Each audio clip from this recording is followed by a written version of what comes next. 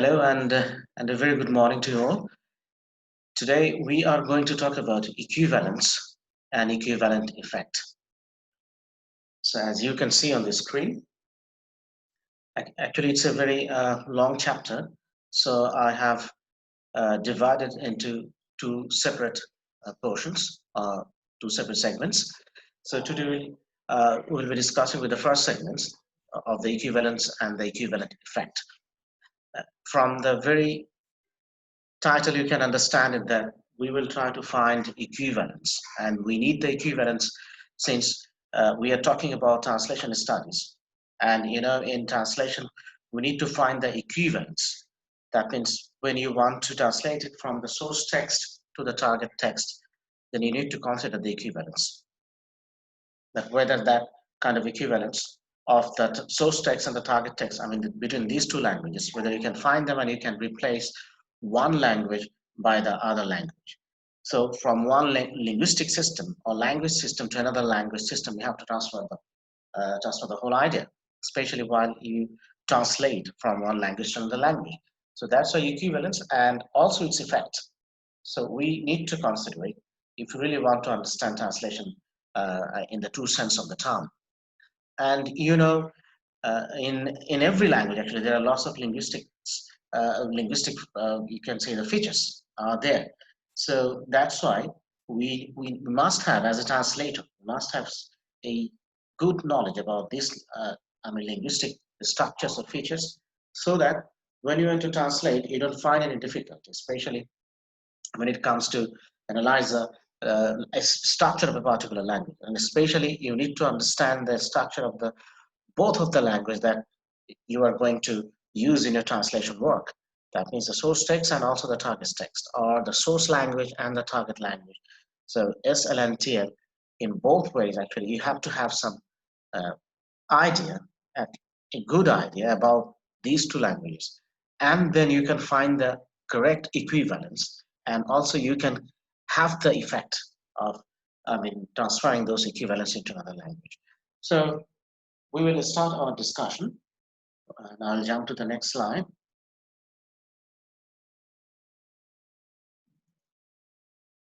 Now here we see we have already considered different kinds of theories, translation theories. These theories were propagated by promulgated by different translators from the previous era. Now, previous centuries. Now, after the centuries of circular debates around literal and free translation, theoreticians in the 1950s and 1960s began to attempt more systematic analysis of translation.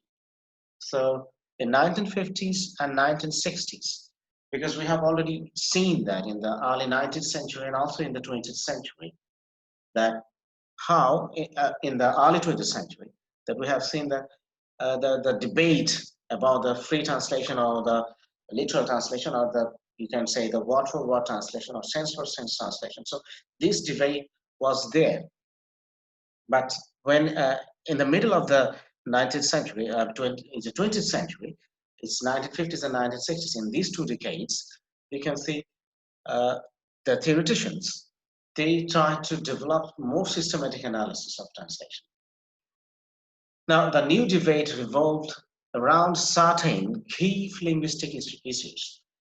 The most prominent of these issues were those of meaning and equivalence discussed in Roman Jacobson's 1959 paper. Over the following 20 years, many further attempts were made to define the nature of the nature of equivalence. So Roman Jacobson, he was a structuralist, and he was born in Russia, but later on, actually he was a Russian American linguist, and he was born in Russia, but he later on he migrated in America, and there he worked in different universities like Harvard, MIT, in all these reputed universities. He worked there, and he was a part of this structuralist movement. And at that time, in the in the 1950s, 60s, at that time actually it was very popular, and they tried to put everything into according to the structure. So You can say the structuralist movement, it was a kind of reaction against new criticism that was there prevalent at that time in USA and also in some other European countries. And also it was a reaction against the existentialism, especially Jean-Paul Sartre's existentialism, which, and you know, the existentialism actually, the radical human individualism actually, suppose. So they wanted, but the structuralists, they wanted to put all these ideas, I mean, according to the structure. So they put everything into the structure, and it is their idea that everything they are related, interrelated, spatially, cultural, psychological, social, so social structure. These are systems, and this really uh, helps us to understand that how something actually gets its meaning. So they tried to find out the meaning and put the meaning according to the structure. Especially, they talked about sign, and sign is the combination of signified and the signifier. It will come later. We'll talk about it in a while. So you don't need to be that much worried about it. I'm just giving you an idea. So Ruben Jacobson's this paper actually that he published at that time, and it talked about the equivalence. And that very idea, the structuralist idea, it was borrowed by the translators and the academicians and the theoreticians. They were influenced by this, and accordingly, they try to explain the theories of translation. Now, here you can see in his paper, the name of that paper on linguistic aspects of translation. Uh, it is available online. I have checked it, and I also read it, some of it, not the whole paper, but some parts of the paper. I read it before. While actually I was taking preparation for this lecture, so I found that it was available. It's available on internet, and you can get it downloaded, and you can read it yourself if you're too much interested to know about it. So there on linguistic aspects of translation here, the structuralist Roman Jacobson, he describes three kinds of translation. And as you can see, one is interlingual, then interlingual, and intersemiotic. And with interlingual referring to translation between two different written languages. And Jacobson goes on to examine key issues of this type of translation, notably linguistic meaning and equivalence. So he said that there are three different kinds of translation. One is interlingual translation. I have put the definitions for you so that you can find it very easy and understand it. Can you see the screen? Yes, sir. Yes, sir. Yes, sir. Yes, sir. So you see, excellent. Okay, so you see, Roman Jacobson, he has given us the three different kinds of translation. First one is intralingual. Look at the spelling, okay? Don't confuse. First one is intralingual. Second one is interlingual. And third one is intersemiotic. So what is intralingual? Translation within the same language, which can involve rewording or paraphrase. Those actually who participated in our previous lectures, you can remember that paraphrase, there is one is metaphrase, another one is paraphrase. Metaphrase is word for word translation, and paraphrase is sense for sense translation. So in that sense, interlingual, that means within the same language. For example, within the same language means Bangla. So you can translate it in the same Bangla language, and you can just reword it in a different way. That means for a better understanding of the people. For example, any Bangla text written in the, you can say, the old Bengali language or Bengali structure. So it will be very difficult for people to understand. You know, it's the old Bangla language of like 200 years or 300 or 400 years back. The structure of Bangla and also its vocabulary, word stuff, it was different. So at present time, when we want to read it, we will find it difficult to understand. So it's like rewording or paraphrasing within the same language. That is a kind of translation. That means within the same language, like within Bangla or within English. You can remember that there are some texts, especially in Old English literature, and those texts are very difficult to understand because that Old English, it was too old, and the present days we can see the modern English, it's been changed drastically. And because of this change, we find it very difficult to understand the Old English because their words are, most of those words are archaic, their spellings are different, and even sometimes the sentence structure, it was also different. So as a result, we find it very difficult to understand. So you can find the modern version of those translations, but you see within the same language, from Old English to the modern English. So that is interlingual translation. Is it clear to you, dear students? Yes, sir. Yes, sir. Yes, sir. Excellent, excellent. Now, interlingual translation. Now, inter, that means within the same language. Inter means from one language to another language. Okay? For example, from Bengali to English, or English to Bengali, or German to Bengali, or Bengali to German, or French to Bengali, Bengali to French, just like this. So this translation from one language to another. And the third one is inter-semiotic translation, translation of the verbal sign by a non-verbal sign, for example, music or image. So you can transform that thing in a specific translation, you can take it and then you can transform that in non-verbal, like music or image.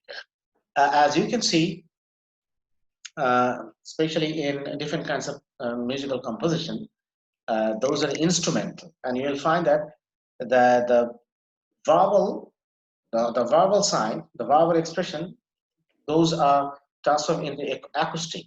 And in that sense, that means those are only with the help of the guitar or with the help of the flute or different other musical instruments. But there is no one is singing. There is no words. But you can understand it by listening to the music. So you see, that is inter-semiotic translation.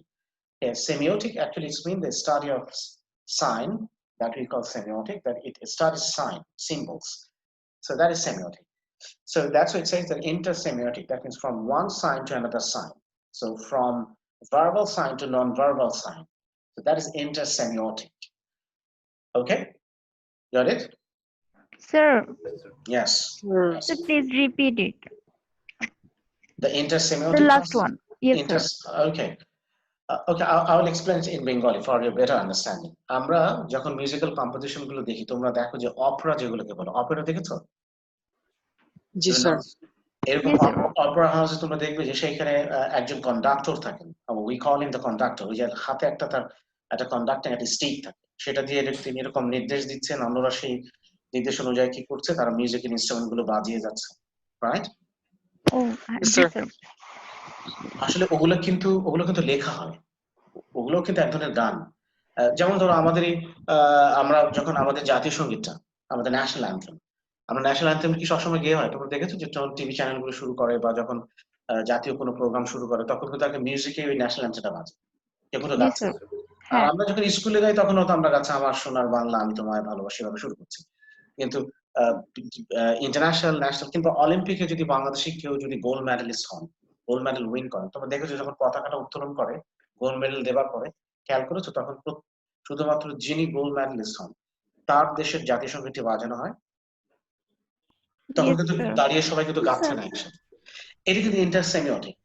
জিনিসটা ছিল হচ্ছে লেখা, আমরা জানি যে এটা লিখিত রূপ, আমার এটা ভাষা ছাড়া আরেকটা language sir. Exactly, with the use of music. আবার সেটা আমরা ইমেজও হতে পারে। ভাষার কথাটা আমি ছবি দিয়ে প্রকাশ করেছি, কিন্তু আমি কি কোনো শব্দ লিখিনি। তাহলে ভার্বাল মানে কি, যেটা মুখের ভাষা বা ভাষা থেকে আমি একটা, যেটা এক্সাক্ট ভাষা না, একটা নন ভার্বাল সাইন, একটা চিহ্ন। যেমন আমরা তোমরা খেয়াল করবে যে যখন কোনো বিশেষ করে যারা ডিফ, যারা কথা শুনতে পায় না, তাদের জন্য সাইন ল্যাঙ্গুয়েজ ব্যবহার করা হয় না? তোমরা দেখবে যে Yes, sir. খবরগুলো পড়ানো বা ইন্টারন্যাশনাল কনফারেন্সে ইয়েস স্যার। বক্তৃতা দেন, তখন দেখবে পেছনে কিন্তু একজন সাইন ল্যাঙ্গুয়েজ দিয়ে তিনি বুঝিয়ে দিচ্ছেন। So that is intersemiotic kind of translation, just for your understanding I'm saying. Okay, আমাদের বোঝার সুবিধার্থে আপাতত আমরা এটা জাস্ট মনে রাখি। Now here you can see only the second category, the interlingual translation, is deemed translation proper by Jackson. We know it very well that the second one, the interlingual translation, that means translation from one language to another language, that is the proper translation that we must have. So this is also supported by Roman Jacobson. And Jacobson follows the relation set out by Ferdinando Saussure. Here it's just the Saussure is written, and he was you can see one of the main proponents of structuralist movement or structuralism. So Ferdinando Saussure between, and he was from France, by the way. So substitute between signifier, the spoken and the written signal, and the signified, the concept signified. So here you see how actually the structure it has been established. Just try to notice it. That structure means there will be sign, and sign equal to two things. One is signifier, another one is signified. Signifier is a spoken or the written signal. You can say that is the audio and also the visual. So that is audio and visual. These two things are signifier. I'll come back to that later. So don't get nervous or don't get confused. I'll make it clear to you. And signified is the concept signified. That is the concept, the idea. So one is concept, that is signified, and signifier when that concept it is utilized. Okay, that is signifier. That means the verbal sign or the written sign. For example, when actually we say, this is the very common example. Like here also we have also some other examples. So before I go to that example, so I will take that example from there. Or rather I should read it so it will clear to you. Let me read it from here. Now together the signifier and signified form the linguistic sign. So you see the signifier and the signified, these two together they will form the sign. But that sign is arbitrary and unmotivated. Thus, the English word cheese is the acoustic signifier which denotes the concept food made of pressed curds, the signified. Although there is no inherent reason for that to be so, Jacobson stresses that it is possible to understand what is signified by a word even if we have never seen or experienced the concept or thing in real life. Examples it gives that is ambrosia and nectar, words which modern readers will have read in Greek myths, even if they have never come across the substances in real life. These contrast with cheese, which they almost certainly have encountered firsthand.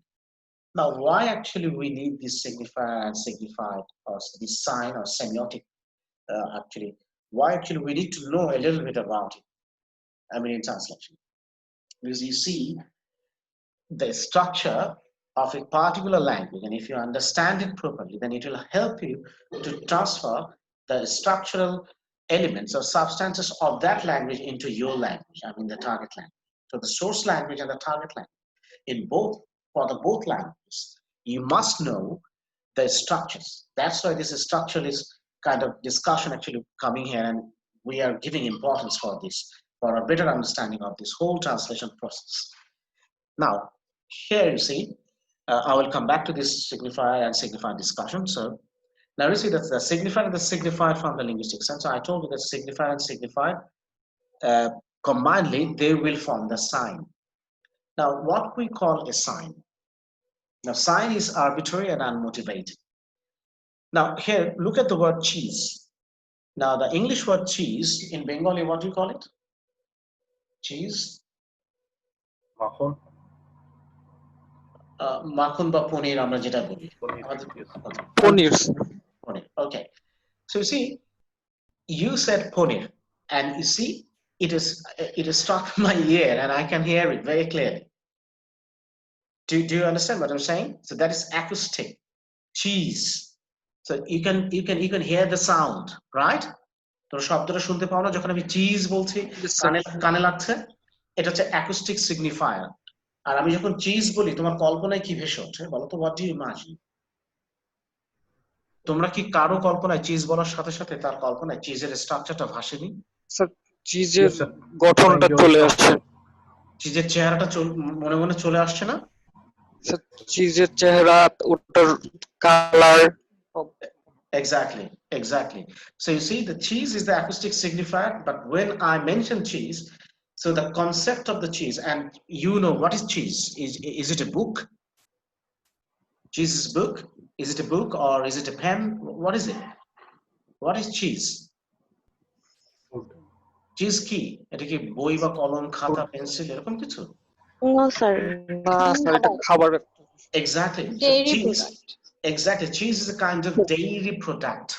Absolutely right. So you see, this is the concept. Punir, yes, this is the concept. A idea that the cheese ki, it's a food. So this is the concept. So it's which denotes the concept food made of pressed curds. Food made of pressed curds. Curds মানে হচ্ছে দই বা দধি আমরা যেটাকে বলি বা ওই জাতীয় সাবস্টেন্স, সেইটাকে প্রেস করে মানে ওটাকে তুমি তো জানো এটা প্রসেসটা কিভাবে হয়, করে করে ঘন করে সেটা থেকে পানিটাকে একদম ভোলাটাইল করে ফেলে, সেটাকে সরিয়ে দিয়ে তখন সেটা একটা সলিড একটা সাবস্টেন্সের মতো আসে, তখন ওটাকে আমরা বলছি চিজ। এটা তো লিকুইড না, আমরা ভালো করে জানি যে cheese is a solid substance. So that's what it says that food made of pressed curds. So whenever actually I utter the word cheese, that is the signifier. So cheese as a word, that is the signifier, and the concept, it comes to you automatically because you know that it's a food. So this is the signified. So the food cheese, it has been signified as cheese, and that is the signifier. And this signifier and signified, in combination these two, we call it that the whole thing is a sign. আমরা পুরো বিষয়টাকে কি বলছি, এটা একটা sign. So cheese এবং food, ফুডের concept, এই দুটো মিলে একসাথে হচ্ছে সাইন। বোঝা গেছে এবার? Yes, sir. Yes, তাহলে sir. তোমরা যদি শুধু চিজের অংশ যেটা বললাম যে সিগনিফায়ারটা কি, সিগনিফায়ার হবে হয় সেটা অডিও হবে অথবা ভিজুয়াল হবে। তুমি হয়তো দেখে সেটাকে বুঝতে পারো অথবা সেটা কানে শুনে তুমি বুঝতে পারছো জিনিসটা কি, রাইট? তো যেমন চিজের কথা বললাম, তুমি দেখেও বুঝতে পারবে, যদি ছবি দেখাতাম তোমাকে চিজের, তুমি দেখে বুঝতে পারতে যে এটা চিজ, অথবা আমি যদি এই যে বললাম যেটা, এটা শুনেও তুমি বুঝতে পারছো, তাহলে হয় সেটা অডিও অথবা সেটা ভিজুয়াল, কিংবা দুটোই একসাথে হতে পারে। সামনে দেখিয়ে বললাম দিস ইজ চিজ, তাহলে ওটা হচ্ছে তোমার কাছে সিগনিফায়ার। আর তুমি চিজের তখন কনসেপ্টটা মনে রাখবে যে it's a kind of food, that is the concept. What is cheese, আমার কনসেপ্টটা কি, আমার আইডিয়াটা কি। So signified, that is the concept. Signifier, that is the image. That is the image, or you can say that is acoustic or visual representation of that signifier. And combination of both of these, signified and signifier, we call it sign. Now, আমরা কি চিজকে cheese না বলে অন্য কিছু বলা যেত না?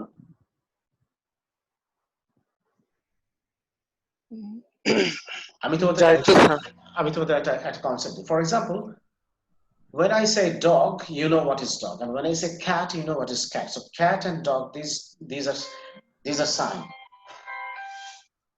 If you please excuse me, I have an important one. I have to take it. Okay.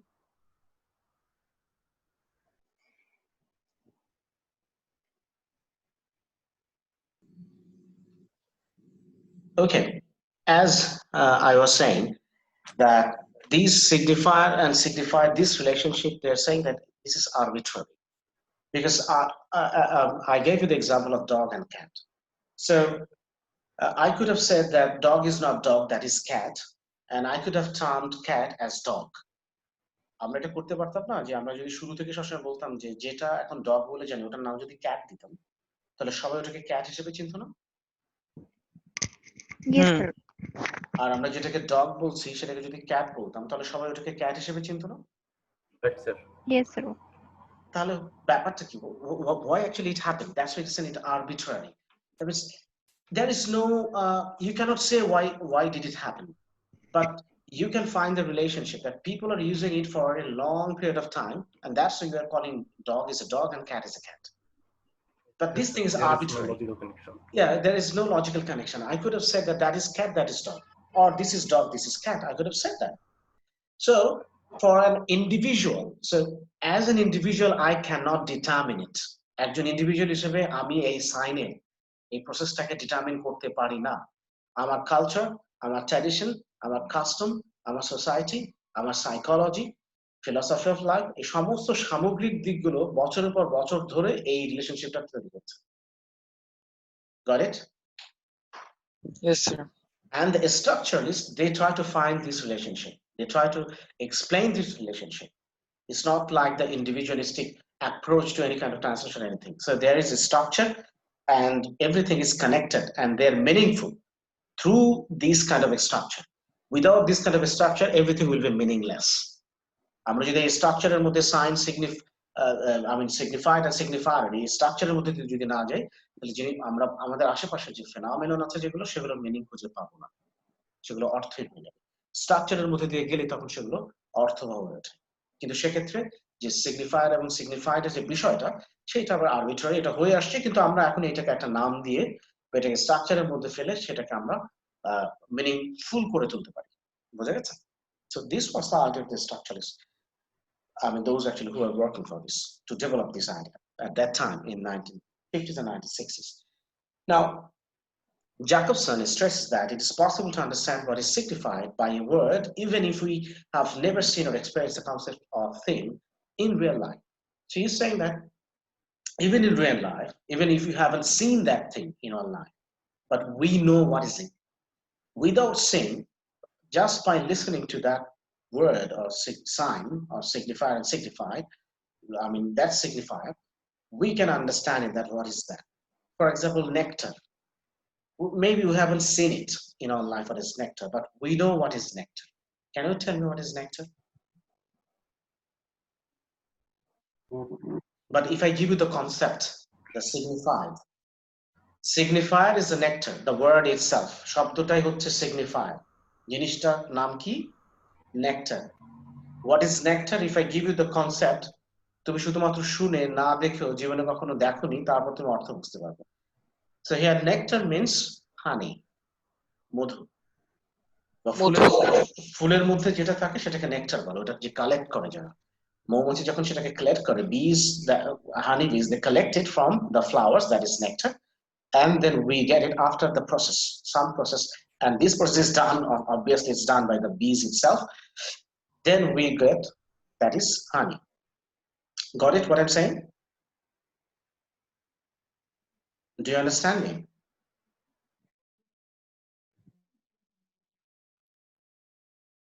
Do you understand what I'm saying? Hello? Yes, sir. Yes, sir. So here you see, for example, how does it look? I don't know how does it look, nectar. I haven't seen it because I didn't analyze, or I didn't, I mean, what should I say, dissect these flower. I mean, ফুল কখনো ব্যবচ্ছেদ করে আমি দেখি না ওর ভিতরে নেকটারটা দেখতে কেমন, কিন্তু আমি জানি আসলে নেকটার জিনিসটা ফুলের মধ্যে থাকে, যে আমরা বুঝে গেছি না দেখে। বুঝতে পেরেছে কি? So you see, আমরা দেখি নাই, কিন্তু না দেখেও বুঝতে পারছি যে এটা মধুর সাথে রিলেটেড একটা কিছু, না দেখেও একটা মানে বাস্তব রূপ দেওয়া, একটা আইডিয়া বোঝা যাচ্ছে।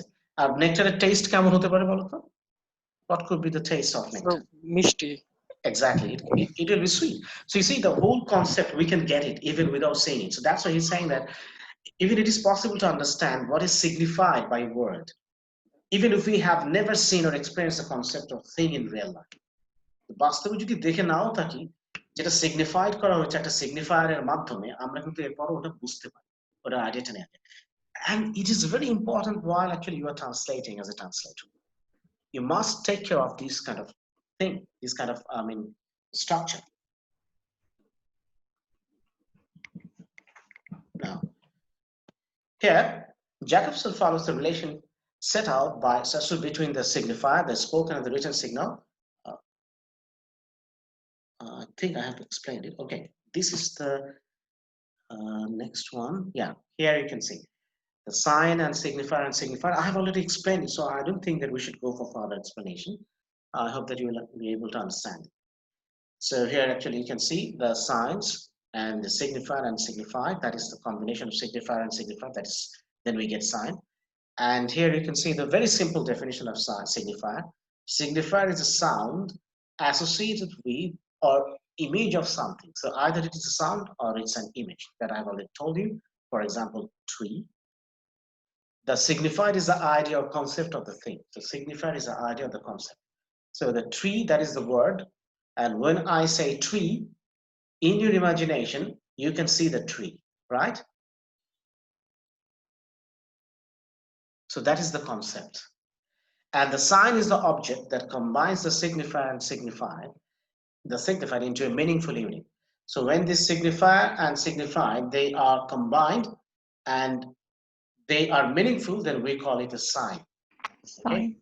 Exactly. So the sign is the relationship between the concept and the representation of that concept. So the between the concept is the signified, and the representation of that concept, that is signified. So when this relationship, I mean, it has been established between these two, signifier and signified, then we call it sign. Now is it okay? Okay, sir. I Okay, guess, if I'm not mistaken, you had a course that is literary criticism. Yes, sir. yes, sir. Ryan Samir ছিলেন, sir. Okay, so I Level think 1 that, term 2. yes, then in that case, I think that you had some idea from that course of what is structuralism. So anyway, now I will jump to the next slide.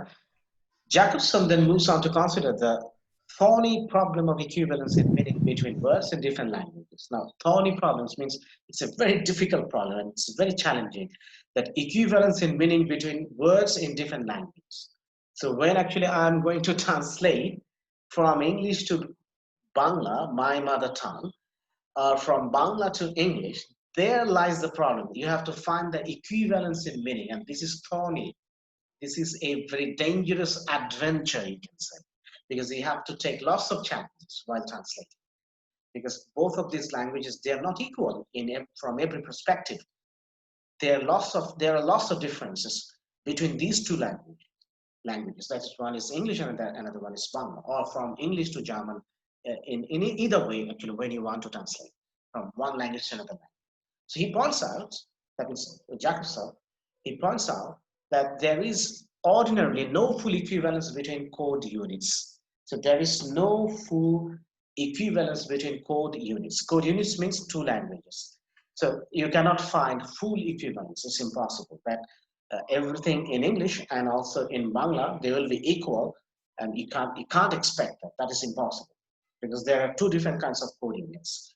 So he gives the example of cheese in English, which is not identical to the Russian seed, or for that matter, the Spanish queso or the German cassei, etc. So you can say that the same cheese in our language, that is paneer, same cheese in English, in Russian language, that is seed. So you can see in Spanish, in German, so he has given the example that the same cheese, it has different signifier in different languages. Now is it clear? Is it clear Clear, now? sir. Clear, sir. Yes, sir. Okay, so cheese, that is the signifier in English, and what is the signifier in Bangla? Paneer, sir. Paneer. Exactly. So you see, there are two different signifiers. So there lies the challenge, that how can you you can replace the one signifier with another signifier, and you have to maintain that equivalence. যদি দুটো কাছাকাছি বা একই রকম না হয়, আমি যখন অনুবাদ করব, তখন আমার রিডাররা কিন্তু ভুল অনুবাদ পড়ছে এবং সে ভুল মিনিং পাচ্ছে, এবং তার দায় কিন্তু অনুবাদকের। অরিজিনাল টেক্সটে হয়তো চিজ বলতে যেটা বুঝিয়েছে, আমি যখন বাংলায় পনির লিখছি উনি সেটা তো মিন করেন না, এটার অন্য কোনো অর্থ আছে। আমি একটু এক্সপ্লোর করে দেখি নাই, বাংলাতে তার অন্য কোনো প্রতিশব্দ বা অরিজিনাল অথর যেটা মিন করেছেন চিজ বলতে সেটাই পনিরই কিনা। আমি যখন দেখবো যে ইকুইভ্যালেন্সই নাই, বাংলা এটা হয় না, তখন হচ্ছে রিয়েল চ্যালেঞ্জ। আর যদি পাওয়া যায়, then I am very lucky যে পনির বাদেও আরেকটা মিনিং আছে এবং অরিজিনাল লেখক তিনি চিজ দিয়ে ওটা মিন করেছেন, সুতরাং আমি তখন ওটাকে ইকুইভ্যালেন্স হিসেবে রিপ্লেস করবো আমার ল্যাঙ্গুয়েজ। কিন্তু যদি চিজের মিনিং পনির যদি বাংলায় সেটা মিন করে না থাকে, আর তার যদি ইকুইভ্যালেন্স না পাওয়া যায়, তখন বলতো অনুবাদক হিসেবে কি হবে? তোমার চ্যালেঞ্জটা কোথায় দাঁড়াচ্ছে, বুঝতে পারছো? Yes, sir. That's why we need to understand this structuralism or structuralist idea of translation, why we need it in translation. This is the thing that we need in translation studies. Now here he goes further and says, since the Russian coding, it doesn't include the concept of cottage cheese. You see, I don't know whether you have heard this word, cottage cheese. Have you ever heard of this word? If you, especially when I was in Saudi Arabia, so when we went to a super shop, there actually you can find different kinds of cheese. Cheese. These are of different kinds. Okay. For example, one is factory-made cheese. Those are, you can get it very easily, and you can see their texture is very, what should I say? When it is, made by any factory, then you can see the quality is, especially the look, that is very fine and pure. It looks very nice. But the cottage cheese, it has a very rough texture and also a very rough look. বুঝতে পারছো আমি কি বলছি তোমাদেরকে? What does it mean, cottage? Sir homemade sir. Exactly, বাসায় বানানো cheese কি factory বানানো চিজের মতো এরকম সুন্দর পরিপাটি প্যাকেটিং দিক থেকে বা একদম ওরকম নিট অ্যান্ড ক্লিন সমান সমান এরকম হবে? Yes, sir. তোমরা খেয়াল করেছো যে তোমাদের এলাকার লোকাল কোন বেকারি থেকে যখন কোনো ওদের তৈরি যখন পাউরুটি কেনো আর যখন কোনো বিখ্যাত কোম্পানির তৈরি পাউরুটি, তুমি দেখছো দুইটার ফাইনালি মানে দুইটার সূক্ষ্মতা কত ডিফারেন্ট? লোকাল যেটা সেটা কিন্তু পার্থক্য অলমোস্ট থাকে অনেক। মেশিনে বানানো না হলে দেখবা যে ওটা অত সুন্দর লাগে না, পরিপাটি নিট অ্যান্ড ক্লিন একদম সমান, কোনো জায়গায় উঁচু নিচু নেই। আর তুমি যদি হাতে বানানো ওরকম লোকাল কোনো বেকারি থেকে যদি কোনো এরকম ব্রেড কেনো, তুমি দেখবে যে ওটা একটু এবড়ো থেবড়ো, কিন্তু টেস্টটা খারাপ লাগে না, ভালো, right? Yes sir. So this the cottage cheese. So you see, in Russian code unit, they don't have this cottage cheese. So they don't have any word for this. But in English, they have this cheese and cottage cheese. So when you want to translate this cottage cheese, then you'll find it very difficult. Similarly, also it goes with our Bangla. Do you have any cottage cheese? A Bangla কি হবে exactly cottage cheese এর? ঘরে তৈরি পনির? বাসায় বানানো পনির এরকম তো sir word নাই স্যার বাংলা। এক্স্যাক্টলি, এখানে যেমন কটেজ চিজ বললাম, আমি বাংলায় কি এরকম বলতে পারি ঘর পনির? No, sir. No, গৃহ sir. গৃহ পনির? না স্যার। No. আচ্ছা, হচ্ছে না, হাস্যকর শোনায় না? Yes, sir. It sounds very very funny because we don't have this in our country, because in our tradition we don't have this. আমরা পনিরকে পনির হিসেবেই চিনেছি, কখনো ঘরে বানানো না ফ্যাক্টরিতে বানানো এটা আমাদের মাথায় আসেনি, কারণ আমাদের সে কনসেপ্টটাই নাই। এখনো যদি তুমি খোঁজো, তুমি দেখবে যে ঘরে তৈরি পনির কিন্তু পাওয়া যায় না, অ্যাভেলেবল না। ওই মার্কেটের সেই পনিরটাই আছে, কারণ এই ট্র্যাডিশনটাই চলে গেছে, right? Right, sir. So that's why you can see, even in Bangla, we face the same challenge. So if the writer, if he's writing, I mean, in his text, if he's used this word, I mean, this phrase cottage cheese, and when actually I'm trying to translate that text from English to Bengali, you see, I will be challenged. I will feel the challenge. That's why it's thorny. It's a very difficult adventure. In Russian, that would be, I don't know this Tavarok, how to pronounce it, Russian language. I told you that Russian, German, I don't speak. I don't know this language at all. So it's very difficult for me to pronounce it. But you can see it on your screen that how actually it has been spelled. T-V-A-R-O-K. Since between T and V there is no vowel. So according to English language and even in our language, so I don't know how to pronounce it. So anyway, so and not C. So while one might quibble that the English cheese only really covers the realm of cottage cheese by the addition of the pre-modified cottage, the general principle of interlinguistic difference between terms and semantic fields is established. So here, this is the problem. The semantic fields is established. Now, semantics means the study of meaning. So semiotics, that is the study of science, and semantics is the study of meaning. অর্থাৎ লিঙ্গুইস্টিক্সের যে অংশটাতে আমরা কি করি, ভাষার অর্থ নিয়ে কাজ করি, যে অর্থগত বিষয়গুলো কি, আমরা সেটাকে বলছি সেমান্টিক। যেমন আমরা যেখানে শব্দের গঠন এবং শব্দের উৎপত্তি নিয়ে কাজ করি, আমরা সেটাকে বলি মরফোলজি, রাইট? Yes sir. তো এইখানেই সেমান্টিক্সের ব্যাপারটা চলে আসে, কারণ দেখো অর্থের পার্থক্য হয়ে গেল, এখন সায়েন্স সিগনিফায়ারের সাথে দেখো সেমান্টিক আসে, এই দুটো আবার ইন্টাররিলেটেড। কারণ তুমি যখন সেমিওটিক নিয়ে কাজ করবে, semantic that will come automatically, কারণ একটাকে ইগনোর করে তুমি আরেকটা এস্টাবলিশ করতে পারো। তুমি দেখো যে ট্রান্সলেশনের কাজটা লিঙ্গুইস্টিক্যালি কি পরিমাণ চ্যালেঞ্জিং, তাহলে তুমি কি বলতে পারবে যে ট্রান্সলেশন স্টাডিজ লিঙ্গুইস্টিক্স থেকে আলাদা? না স্যার। ইন্টারকানেক্টেড। ওকে, সো তোমরা, আমি জানি না এই ট্রান্সলেশন স্টাডিজ কোর্সটা শুরুর আগে কখন এভাবে ভেবেছো কিনা যে অনুবাদের কাজটা এরকম হতে পারে। আমরা তো একটা ছোটবেলা থেকে গ্রামার ট্রান্সলেশন আমরা কিভাবে পড়েছি, একটা সেন্টেন্স দেখা প্যারাগ্রাফ দেওয়া থাকে, আমরা ওটাকে অনুবাদ করি, কিন্তু ভিতরের বিষয়টা যে কত জটিল, যে একটু জানা থাকে। স্কুল জীবনে এটা প্রয়োজন নেই, দরকার ছিল না, কিন্তু এখন আমরা যখন academician হিসেবে actually when we are starting this subject, now you can feel that how difficult it is, right? Right, sir. Right, sir. Okay, so now here's the pre-modified cottage. So our word is cheese, আর চিজের আগে ওকে modify করছে কি word দিয়ে, cottage. Cottage কিন্তু usually it's a noun, আবার এটা adverb হিসেবে ব্যবহৃত হতে পারে, সেন্টেন্স এটা পজিশন হিসেবে, সিনট্যাকটিক্যাল প্লেসমেন্ট হিসেবে এটা আমরা বলতে পারি, কিন্তু আমরা এখানে ইউজুয়ালি কটেজ মানে হচ্ছে কুড়ে ঘর ঘর, হ্যাঁ, বা ঘর হিসেবে আমরা ব্যবহার করতে পারি। তো যখন চিজ বলি তাহলে ঘরে বানানো চিজ, সেটা হচ্ছে কটেজ চিজ। আমরা তাহলে কি করছি, চিজ হচ্ছে কুটির আমার, পনির।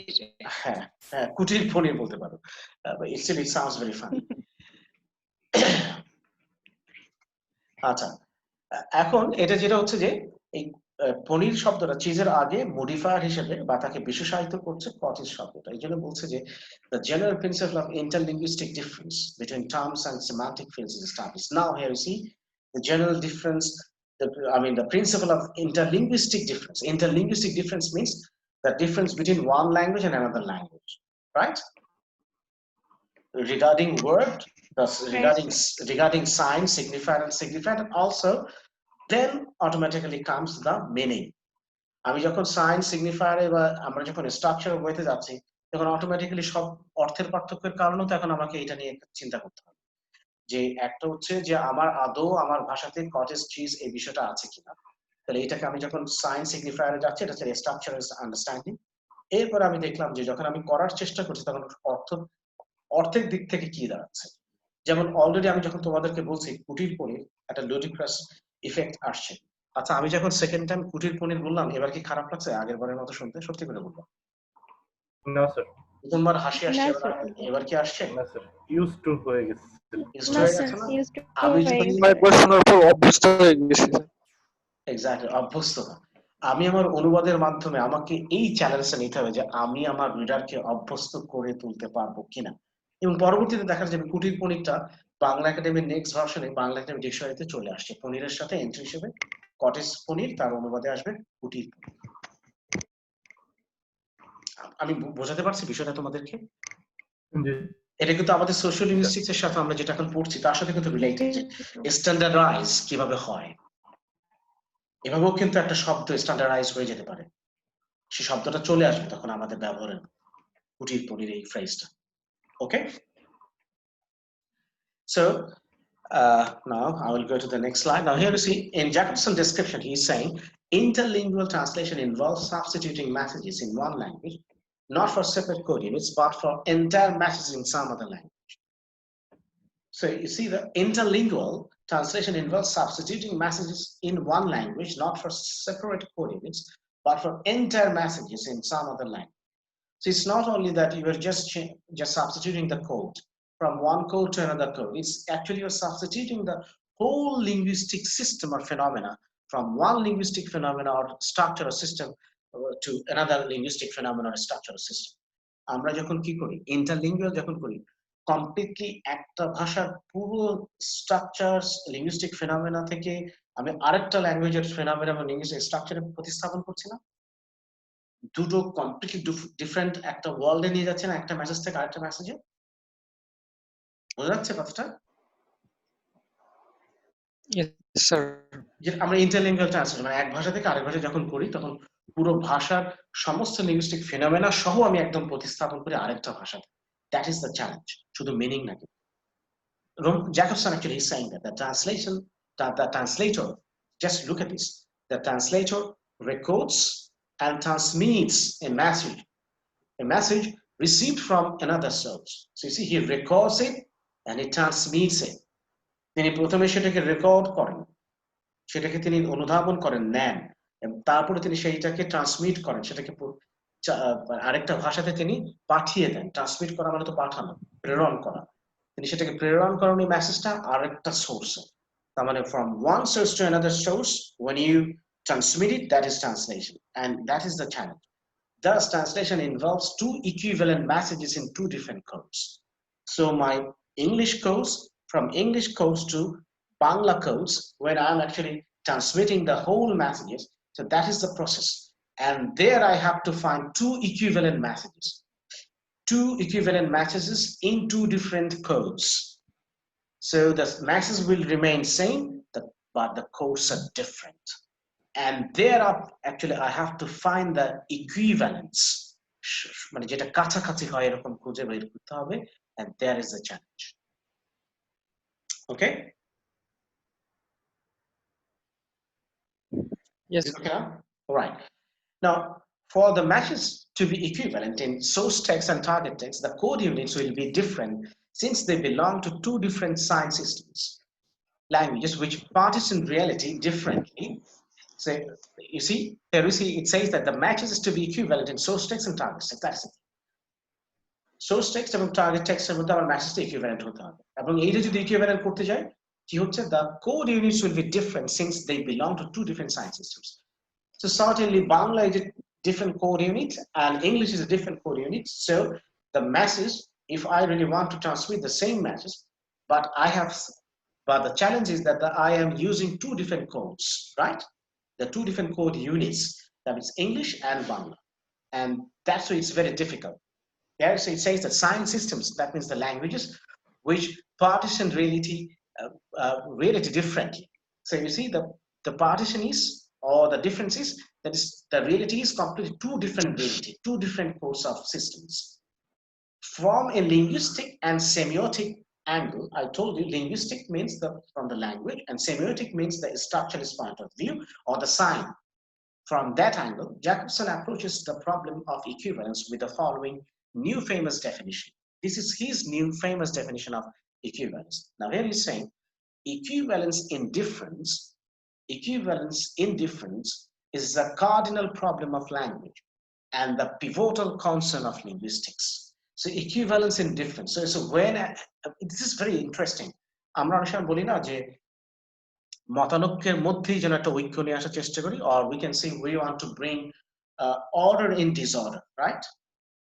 আমরা দেখি না যে chaosের মধ্যেই আমরা অর্ডারটা খুঁজে পাওয়ার চেষ্টা করি। আমরা সব দুটো ল্যাঙ্গুয়েজই ডিফারেন্ট, এই ডিফারেন্সের মধ্যে ইকুইভ্যালেন্স নিয়ে আসা, and that is the cardinal problem. That means that is the main problem of language and the pivotal concern of linguistics, and that is the main concern of the linguistics, and that is the main problem of the language, that to find equivalence in difference. অর্থাৎ difference Bangla কি?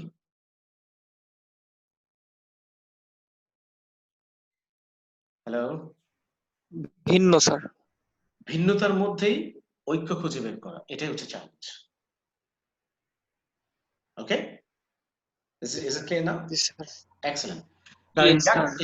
in Jacobson's discussion, the problem of meaning and equivalence thus focus on differences in the structure and terminology of languages rather than on any inability of one language to render a message that has been written in another verbal language. So here you see, look at this. In Jacobson's discussion, the problem of meaning and equivalence. So that we are facing problem with meaning, and also we are facing with the problem of finding equivalence in two different codes of language.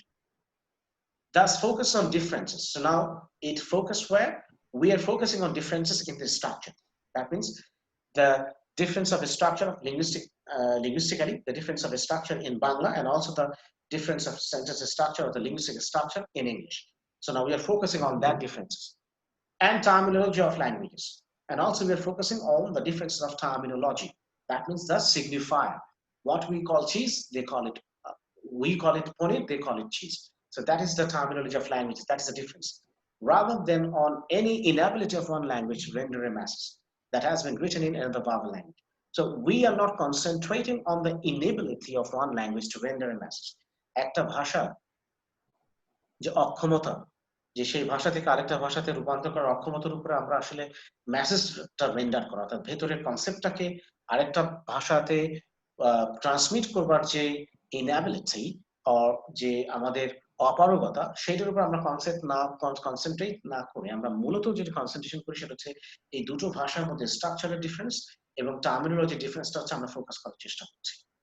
Thus, Russian can still express the full semantic meaning of cheese even if it breaks it down into two separate concepts. So this is the interesting thing, that even there is no such word found, the equivalence, if it's not found in Russian language for cheese, cottage cheese, still we can express it. I mean, if we take it separately. For example, we can take cottage separately, we can take cheese separately, and then we will try to translate them differently, and then we'll put them together. Understood what I'm saying? Yes, sir. For example, in Bangla, we will take cottage, that is kudir, and then we'll take cheese, that is paneer. And then, though there is no such idea or concept, or you can say signified, the concept, it is not prevalent in our language, but it's still for the understanding of the readers in my target language, that means the Bengali readers, Bangla readers, For them, I can create something new, neologize, that we say. I can coin a phrase, but that will be very close to the original, and also that will be meaningful for the readers. রিডার্সদের কাছে একটু আনকোরা লাগলেও, অপরিচিত লাগলেও তারা পড়ে বুঝতে পারবে যে কুটির পনির মানে হচ্ছে ঘরে বসে যদি আমি কোনো পনির বানাই, যেটা যদি ফ্যাক্টরিতে না হয়, আমি নিজে নিজে যদি বানাই, তাহলে ওইটাকেই বোধহয় কুটির পনির, তার মানে হোম মেড আর কি। বুঝে যাবে না? জি স্যার, বুঝতে পারছি। তাহলে স্যার ওয়ার্ডটাও তো সেলফ মেড হবে। হ্যাঁ, কিন্তু মেইনটা দেখো, কটেজ চিজের সাথে কিন্তু একদম হুবহু মিল, কিন্তু তুমি কিন্তু ওইটার থেকে কিন্তু কোডে পার্থক্য করছো না। চ্যালেঞ্জটা কি, যে ওইটার একটা ভিন্ন আর আমার এখানে ভিন্ন। এক হচ্ছে মিনিং এ পার্থক্য, সেমিওটিক ডিফারেন্স, আবার হচ্ছে সেমান্টিক ডিফারেন্স। দুইটা চ্যালেঞ্জ তোমার সামনে, মানে স্ট্রাকচারালি একটা ডিফারেন্স আছে, সেটা একটা ট্রান্সলেটর হিসেবে তোমাকে সেই চ্যালেঞ্জটা ফেস করতে হচ্ছে, সাইন সিগনিফায়ার এর চ্যালেঞ্জটা। আর এদিকে আবার মিনিং এর পার্থক্য আছে, সেই ক্ষেত্রেও তোমার চ্যালেঞ্জে নিতে হচ্ছে। কিন্তু বলছে এটা ইম্পসিবল না, এটা ইনএবিলিটি বলে আমরা যদি কনসেন্ট্রেট না করে হবে না। আমাদের স্ট্রাকচারে কনসেন্ট্রেট করতে হবে, terminology, that means meaning of the word, vocabulary, আর এদিকে হচ্ছে তোমার সাইন সিগনিফায়ার, এটাকে কনসেন্ট্রেট করতে হবে। যেটা বলছে, does Russian can still express the full semantic meaning? রাশনটা এখনো কিন্তু সেমান্টিক মিনিং মানে অর্থগত দিক থেকে এই চিজের এটা ঠিকই তারা প্রকাশ করতে পারবে, যদি তারা কি করে এই দুটোকে একটু ভেঙে ভেঙে নেয়, টু সেপারেট কনসেপ্ট হিসেবে নিলেই এটার অনুবাদ করা সম্ভব। ভাবানুবাদের মতো স্যার। হ্যাঁ, কোনটা? অনেকটা ভাবানুবাদ। অনেকটা ওরকম, কিন্তু এখানে আমরা যখন রোমান জ্যাকবসনের স্ট্রাকচারালিস্ট আইডিয়াতে আসি, এখানে তোমার ভাবানুবাদ করলে কিন্তু সেটা স্ট্রাকচারের মধ্যে দিয়ে যেতে হবে।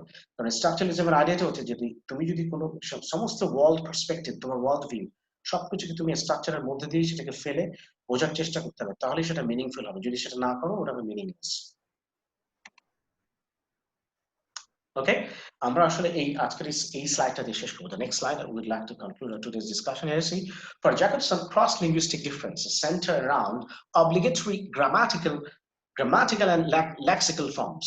So you see the cross-linguistic differences. Cross-linguistic difference means from one language to another language. So there is linguistic difference in Bangla and also in English. That is cross-linguistic differences, and that center around obligatory grammatical and lexical forms. So you see, central, we have the grammatical form that is different, and also lexical means vocabulary of words, those are also different. So lexical forms, the morphological difference. So we have to consider on it. So languages differ essentially in what they must convey and not in what they may convey. So language essentially, how do they differ? I mean, what is the differences between two different languages? Essentially, they differ what they must convey. That means they must convey this meaning. তাকে অবশ্যই এই অর্থটি বা এই মেসেজটি convey করতে হবে, আর আরেকটা হচ্ছে কোন মেসেজটা সে কনভে করবে না। এই দুই জায়গাতে হচ্ছে ডিফারেন্স। আমি কি কনভে করব, কি প্রচার করব, কি ট্রান্সমিট করব, দ্য আইডিয়া কনসেপ্ট, আর কোন আইডিয়া বা ট্রান্সমিটটা আমি কনভে করব না, এইখানে হচ্ছে আমাদের ল্যাঙ্গুয়েজের ডিফারেন্সটা হয়। Example is given here. For example, the level of gender. House is feminine in Romance languages, neuter in German and English. Honey is masculine in French, German and Italian, feminine in Spanish, neuter in English. I hope you have got it. For example, in our language, honey, মধু, এর কোনো তোমার masculine feminine gender আছে? মধু কি পুরুষ লিঙ্গ না স্ত্রীলিঙ্গ? না sir, কোনো জেন্ডার নেই। That is neuter, right? এটা কোনো gender নেই। Similarly, table, chairs, do they have any gender in our language? Do they No, have sir. any? But unfortunately, in French, in French they have gender. In French language, stylus or pen, it has gender. In French language, laptop or son or book, everything they have their language. They have their gender. প্রত্যেকটা জিনিসের gender আছে French language. Neuter gender বলে কিছু নেই। For example, honey is masculine. Honey হচ্ছে পুরুষ লিঙ্গ, French language. So when you want to translate from French to Bengali, you see the linguistic difference, the gender difference. এটাই তো বড় একটা পার্থক্য ক্রিয়েট করে ফেলবে। So as a translator, you must be very careful that how actually you are going to transmit the message from French to Bengali, because we have two separate kind of code of units. So that's why we need to be very careful actually while translating. So the level of gender is there. Then again, level of aspect. Here, aspect means actually it's related with the tense. বুঝতে পারছো কি বলছি? এটা টেন্সের সাথে তারপর এখানে বলছে মরফোলজির কথা বলছে। In Russian the verb morphology varies according to whether the action has been completed or not. So you see, it's about the time. Aspect means it's about time, tense. The verb morphology, for example, in our language, for example, I ate pasta last night. Bangla translate করো। I ate pasta last night. আমি গত রাতে pasta খেয়েছি। Exactly. গত রাতে pasta খেয়েছি. So you see, the word খেয়েছি, the C, that is the morphological structure. If according to the morphology, the C indicates the past tense, right? শুধু যদি খেয়ে বলি কিছু কোনো টেন্স আছে? No sir. No. যখন বলি ছি, ছিলাম, খাচ্ছি, তখন এই শেষের এই মরফোলজিক্যাল স্ট্রাকচারে যখন এই শেষের জিনিসগুলো আসতেছে আমরা যেটাকে বলি সাফিক্স, এই সাফিক্স গুলোর কারণে কি এটাকে তার টেন্সটাকে ইন্ডিকেট করে না, অ্যাসপেক্টটা ইন্ডিকেট করে না, টাইমটা ইন্ডিকেট করে না যে কখন হয়েছে? Yes sir. Yes, sir. So also we have to take care of it because in different language they have this aspect, this time, this tense that we say for our understanding that we say, that is different and we have to take care of it. Otherwise দেখা যাবে present টেন্সকে past টেন্সে রূপান্তরিত করে ফেলেছি অনুবাদের সময়, আর অথবা পাস্টটাকে আমি বাংলায় এসে অনুবাদ করার সময় সেটা প্রেজেন্ট টেন্সে অনুবাদ করে দিয়েছি, তাহলে ভুল হবে না অনুবাদটা? আমার রিডার তো সেটা প্রেজেন্ট টেন্সে পড়ে যাবে, কিন্তু ঘটনা তো ঘটেছে পাস্ট টেন্সে। আমার যদি সেই নলেজটা না থাকে, ওই যে সোর্সটা টেক্সট যে ল্যাঙ্গুয়েজে আছে জার্মান কিংবা ফ্রেঞ্চ, যদি সেটা আমার সেই বুদ্ধিটা না থাকলে ভাষার, আমি কিন্তু ভুল ট্রান্সলেশন করি। So you see the level of gender, level of aspect, and also the level of semantic fields. The semantic fields, that is the German, it's very difficult. I apologize for that. I also know that you also know that. তোমাদের মধ্যে কেউ German থাকলে আমাকে উচ্চারণ করে দাও, কেউ পারো? Can you pronounce it? The German, you see that? But for, you can say Geschwister for our understanding, we can say, but I don't know how German people can pronounce it. It's normally explicated in English as brothers and sisters. And the English children is the statement, I have two children, is translated as a gender specific, like in Spanish, they call it hijas. In Spanish, is both children are female. So you see, when both children are female, in Spanish, they will say hijas. And in English, আমাদের যখন ইংরেজিতে children বলি, দুইটা যদি আমার দুইটা মেয়ে আছে তখন আমি চিলড্রেন বলবো, আমার দুইটা ছেলে থাকলে আমি চিলড্রেন বলবো না? নাকি দুইটাই যদি ছেলে হয় তখন চিলড্রেনের আলাদা রূপ আছে, আর দুইটাই যদি মেয়ে হয় তখন চিলড্রেনের আলাদা রূপ আছে, আর একটা ছেলে একটা মেয়ে হলে তখন সেই চিলড্রেনের আলাদা শব্দ আছে? আছে কি ইংরেজিতে? No sir. No sir. বাংলায় চিলড্রেনের বাংলা বলে নাও ছেলে মেয়ে। ছেলে মেয়ে। Now here lies the problem. So আমার তো দুই মেয়ে, আমি এখন কি বলবো? আমার দুটো মেয়ে মেয়ে আছে? তাহলে আমি যখন আমার কথা লিখবো যে আপনার ছেলে মেয়ে কয়টি, আমি বলবো আমার ছেলে মেয়ে নেই, আমি কি তখন ইগনোর করবো এটা? কেউ যদি আমাকে জিজ্ঞেস করে যে ধরো তোমাকে জিজ্ঞেস, স্যার আপনার ছেলে মেয়ে কয়টা, আমি বলবো আমার কোনো ছেলে মেয়ে নেই। স্যার তাহলে কি আছে? আমার মেয়ে মেয়ে আছে। তোমরা কি বুঝতে পারছো? বাচ্চা ইউজ করতে পারি। হ্যাঁ, আপনার কয়টি বাচ্চা আছে চিলড্রেনের পরিবর্তে? Thank you. So here you see, and also you see, আমরা যখন বাংলায় বলি সিবলিংস, ইংরেজিতে আছে সিবলিংস, একটা ওয়ার্ড দিয়ে বোঝাচ্ছে। বাংলায় এরকম আছে? তোমরা কয় ভাই বোন, এই ভাই বোনের এরকম একটা শব্দ আছে যেটা দিয়ে ভাই বোন বোঝায় ইংরেজি সিবলিংস এর মতো? No sir. You see, but when you translate it, আমাকে ভাই বোনই করতে হচ্ছে। সিবলিংস এর কোনো শব্দ আমার বাংলায় নেই যেটা দিয়ে চিলড্রেনে যেমন বাচ্চা বললে আমি ছেলে মেয়ে বোঝাচ্ছে, ঠিক এরকম সিবলিংস এর জন্য ওই ভাই বোনের মতো এরকম একটা শব্দ আসছে না। একটা শব্দ আছে সেটা সহোদর, সহোদর বলা যেতে পারে, কিন্তু সহোদর তো ছেলের ক্ষেত্রে, ওটা স্ত্রীলিঙ্গতে আবার সহোদরা আছে যে, বুঝতে পেরেছো? জি sir. So you see, we don't have exactly the same word just like siblings. The same problem is there also in German, also in Spanish. So you see, for Spanish, if you're both children, if they're female, for example, I have two daughters, so I will say hijas.